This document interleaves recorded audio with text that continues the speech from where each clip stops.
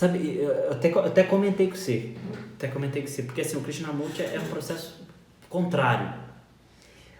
As palavras dele é um processo de descondicionamento contínuo. Porque assim, ele deixou de ser como ele foi prometido na sociedade teosófica lá, um instrutor do mundo, para ser uma espécie de guia. Mas muitas poucas pessoas percebem isso. Por que guia? Porque enquanto ele vai falando ali, ele vai gerando questões, perguntas que realmente não têm respostas. E se a pessoa souber interagir com o que ele está falando e se experimentando nas palavras dele enquanto ele fala ou enquanto você está lendo, você vai se autoconhecendo nesse processo. Você vai se questionando, se perguntando e mergulhando dentro de você.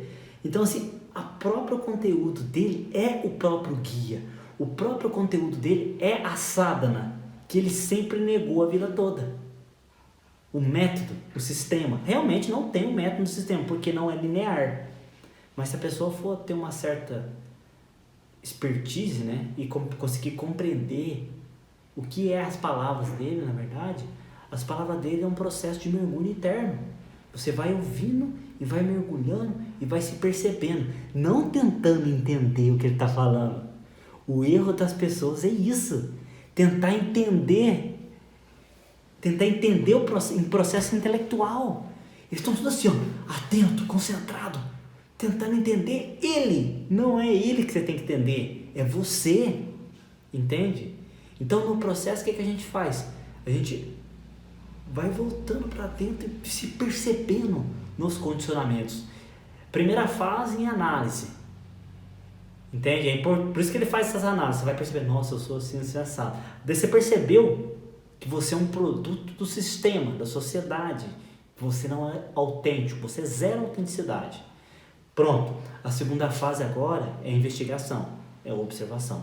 Quando ele fala, ou enquanto você vai lendo os processos dele, você vai se observando agora, mas sem nenhum tipo de julgamento, apontamento e interpretação. Você vai se observando. E o processo ele vai passando de intelectual para um processo altamente intuitivo e de sensibilidade.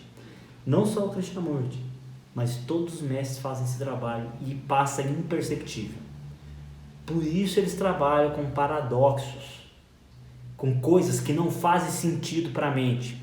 Por isso os monges budistas trabalham com sutras, que são questionamentos, são histórias, né, paradoxos que não dá para ser resolvido com a mente, só pela intuição, só pelo salto quântico, vou chamar assim, só pelo aquele estalo da consciência, né, os sutras. Então assim, toda a vida os mestres usaram corretamente. O único problema foi o intelecto do homem que corrompeu não só a filosofia espiritual, mas também as técnicas que os mestres passavam. A filosofia do yoga também foi uma coisa que veio sendo corrompida muito sutilmente. E só os grandes detentores dessa sabedoria que conseguem discernir, só aquelas pessoas que já estão maturadas, só aquelas pessoas que já apanharam bastante, já se esforçaram muito a vida toda para chegar nesse ponto. Agora chega no ponto do não esforço, do soltar. Por isso que o Advaita, assim, para quem está maduro, porque para quem não está maduro é um processo muito complicado. O Advaita, a não dualidade. Joel Goldsmith também. É um processo complicado. Entende? Porque se a pessoa se agarra e fixa e vai, acaba virando uma ortodoxia. Por isso assim, que a ideia agora, nesse ponto que a gente está chegando, é uma quebra. É uma quebra total de tudo. Entende? Chegar num ponto e falar assim, não. Ser grato pela filosofia. Não é que você vai parar de ler, vai parar de ser intelectual, não é nada disso. A ideia é você não mais depender disso. Entende? Porque só depende da própria observação. Então, agora, antes, nós éramos mais intelectuais, estudava mais e meditava menos. Agora, nós meditamos mais e estudamos menos. Então, vai fazendo essa mudança, né? Meditação aqui, lembrando, não é uma hora de manhã, uma hora à tarde. A sadhana é o dia todo. A sadhana é o tempo todo. É a observação, é os processos, a investigação, entende? Então não é mais aquela coisa infantil, que você fala assim, não, 2 vezes por dia, vou liberar. Porque conheço filosofia que é assim, ó, você meditou 2 vezes por dia, 1 hora por dia, tá garantido aí a liberação. Vai chegar lá, entende? E as pessoas levam essa convicção com muita infantilidade ainda. Mas assim, esse processo mesmo é um processo de você dar o coração a ele. Igual as pessoas vêm comentar no vídeo, mas como que você chegou nessa percepção? Cara, é dar o coração pra isso, é viver por isso, entende? É viver por isso, porque eu acho que é a única coisa que tem algum significado, que pode nos dar algum significado, é isso. Porque a gente já tentou de tudo, a gente já viveu tudo. A gente já percebeu a falsidade do sistema, né? E como esse sistema é frágil. Em algum momento ele vai arrebentar e não vai sobrar mais nada. E as pessoas que tiver associado intelectualmente, e vai acontecer, vai haver uma quebra no sistema. Isso é inevitável.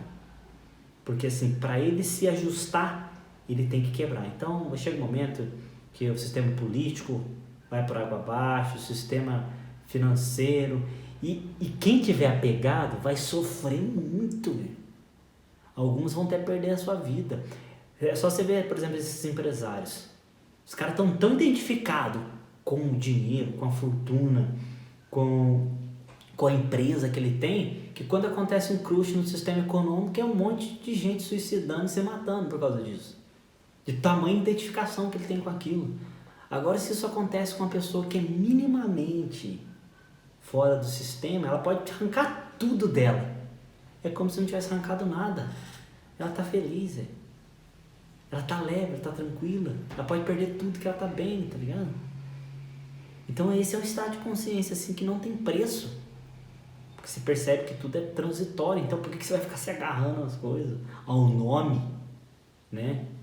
Eu lembro assim que às vezes eu estava num curso lá de contabilidade na época, né? Tinha uns contadores e tinha uns advogados, né? E não sei quem que... Alguém lá falou mal dos contadores e dos advogados. Né? As duas classes caíram matando em cima dessas pessoas, sabe? Defendendo a classe dos contadores e dos advogados. Né? E eu dei risada, né? Falei, caramba. Eu já tava assim, sabe? Com o pé atrás já saindo desse... E eu falei assim, cara, que grande besteira, velho. Né? Que grande besteira. E pensar que eu agarrei isso com tanta força, né? Eu tive tanta dificuldade de deixar o escritório de lado, né? Porque na minha cabeça eles falavam, é seu. Seu pai construiu para você, é seu, toma. Né? E essa foi a minha dificuldade. E chega um momento de insight, você fala assim, aqui, ó. E aquela alegria brota, sabe?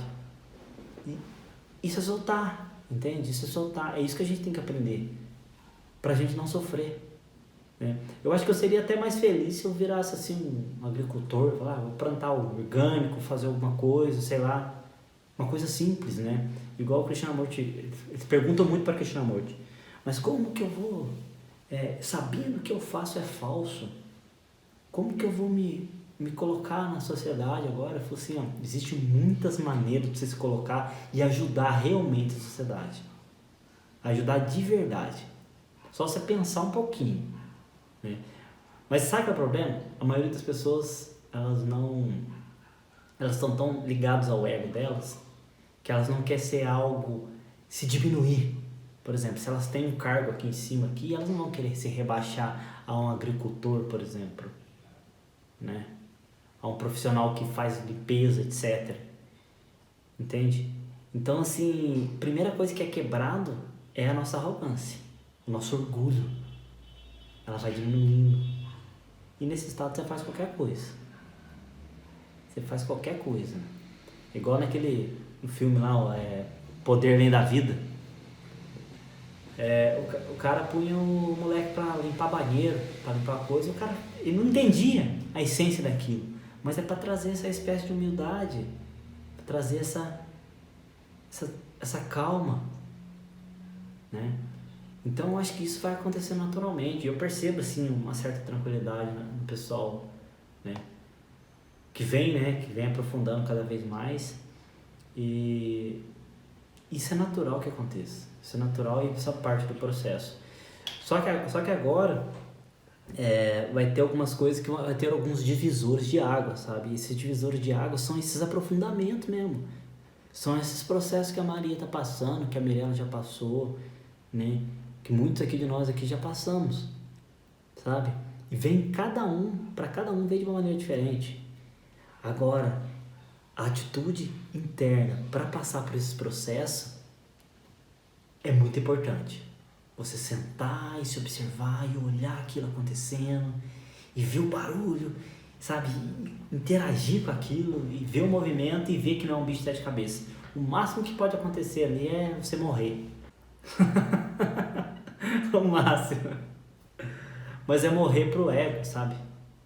Morrer pra personalidade. Não vai acontecer nada, sabe? Porque sim, porque você se colocou na postura de enfrentar aquilo. Agora, se houver uma resistência muito forte, pode acontecer algumas catarses físicas, algumas coisas fisiológicas, né? Mas eu acho que é assim, é como se você estivesse sendo vigiado, entende? É como se tivesse... É tão engraçado no livro, na biografia do Krishnamurti, né? As pessoas sentiam, durante o processo dele, as pessoas sentiam uma presença gigante saindo do quarto dele. E o pau comendo. É grito, é ranger de dente, é dor de cabeça muito aguda. Ele gritando o tempo todo e delirando no meio do processo, falando assim, eu aguento mais um pouco. E uma presença emergindo no quarto deles que ninguém entendia, que silenciava todo mundo. E o pau comendo no quarto dele. Então é muito legal essas histórias, porque mostra um pouquinho, né? Não é que vai acontecer isso com todos nós, mas eu acho que mostra um pouquinho que, assim como Jesus passou pelo deserto, né? Que eu tenho certeza que foi pauleiro também, muito mais do que está escrito lá. Fala que foi 40 dias, mas assim, tem umas pessoas que também fazem esse processo aqui que a gente está fazendo, né, que relatam que não é 40 dias de deserto, são 40 anos. São 40 anos de deserto. Mas eu acho que tudo isso faz parte, né? E a gente tá aqui porque a gente aceitou passar por isso, né? A gente escolheu, é consciente, né? Tanto que muitas pessoas que passaram por aqui perceberam isso desde o começo, né? A gente vem pegando um pouco pesado e fala, não, agora não, prefiro ficar com a prática leve, tranquila, né? E vamos aprofundar muito não, e é uma escolha, entende? Porém chega um momento que não dá mais para ficar na superfície, né? Então são coisas que ou se aprofunda ou você tá fora. Né? Não é assim uma coisa que você escolhe também, é uma coisa do coração, porque as pessoas que chegaram até aqui, não é que elas escolheram, não, tô escolhendo, não, é o coração que tá mandando, é uma coisa de fora que tá guiando. A Joana comentando, eu vai ou racha. Entende?